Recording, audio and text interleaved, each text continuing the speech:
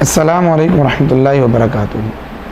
कुछ गुनाह इतने मनहूस होते हैं और इतने बुरे होते हैं कि जिनकी वजह से एक दो नहीं बल्कि उससे रिलेटिव तमाम लोगों पे अल्लाह का गज़ब और लानत नाज़िल होती है।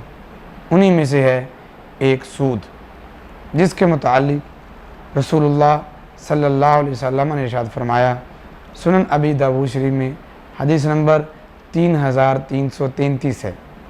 आप फरमाते हैं, लाअन रसूलुल्लाह सल्लल्लाहु अलैहि वसल्लम, आपने लानत की है आकिल रिबा, सूद खाने वाले पर भी, व मुकिलहू, और खिलाने वाले पर भी, व शाहिदहू, इसका गवाह बनने वाले पर भी, व कातिबहू, और इसके लिखने वाले पर भी।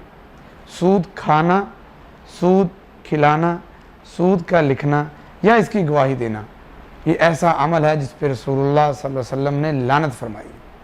देखिए, अगर आप नबी पाक के उम्मती हैं और आप कलमा पढ़ने वाले हैं और आप अपनी निस्बत रसूलुल्लाह सल्लल्लाहु अलैहि वसल्लम से जोड़ने वाले हैं, तो कितनी शर्मिंदगी की बात है कि आप अपने नबी की लानत भी ले रहे हैं।